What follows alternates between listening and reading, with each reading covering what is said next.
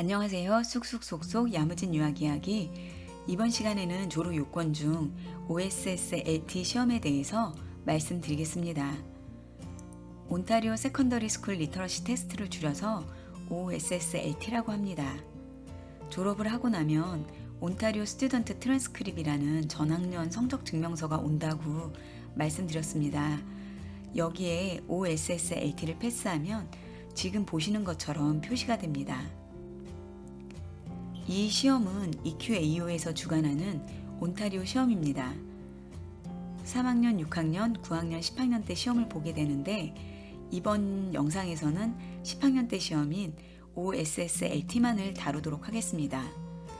3학년, 6학년, 9학년 EQAO 관련하여서는 다른 시간에 말씀드리겠습니다.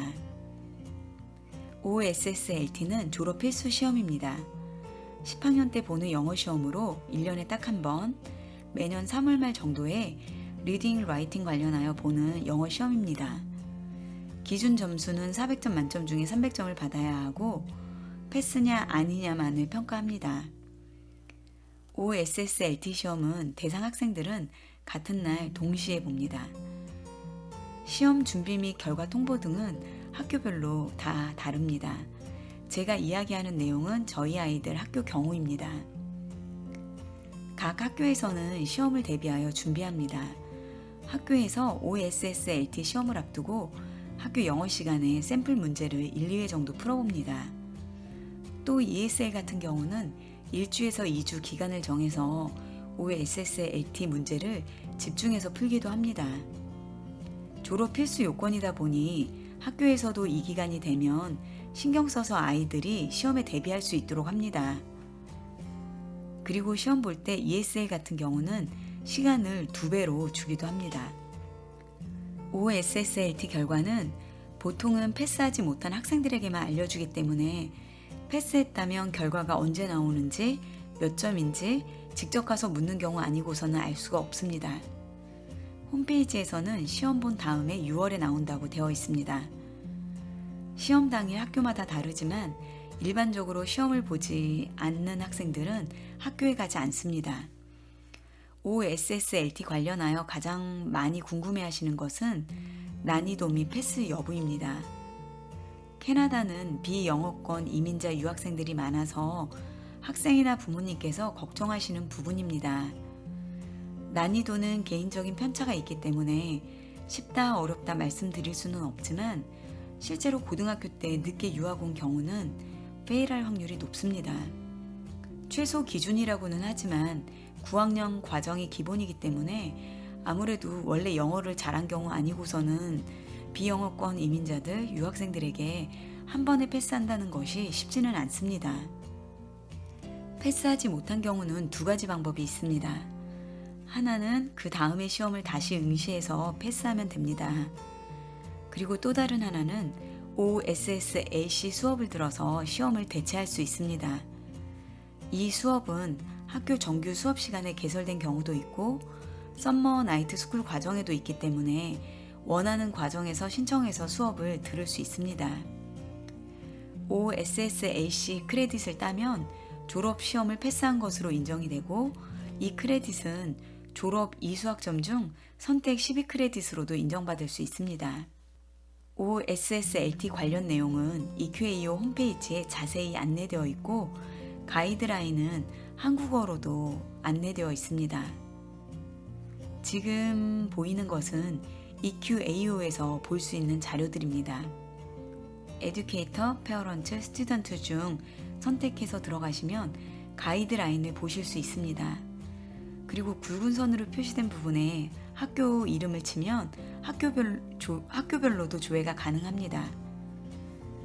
학교별, 연도별 OSSLT 결과, 그리고 아카데믹과 어플라이드 코스 학생들 결과도 보실 수 있습니다.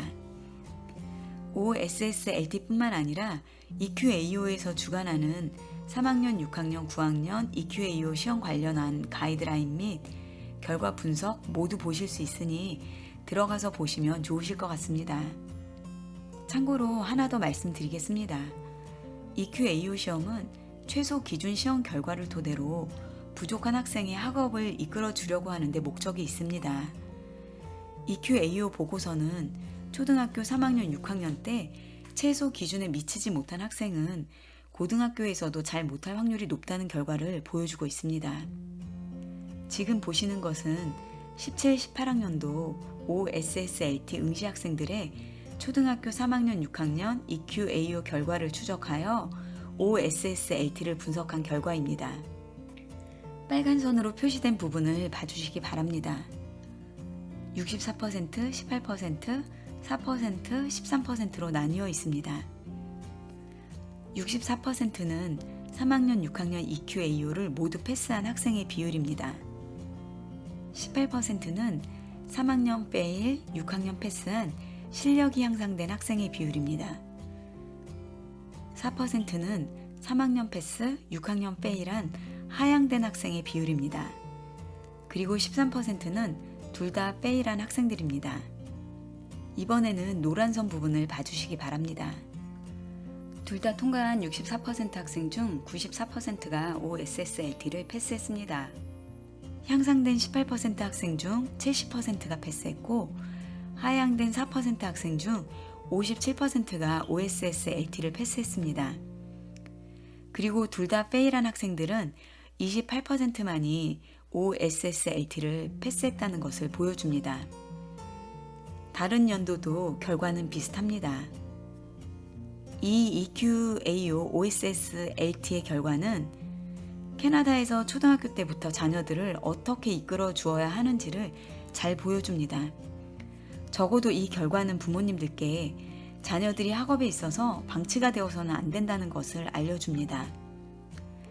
3학년, 6학년, 9학년 EQAO 관련해서는 다른 영상에서 다룰 예정입니다.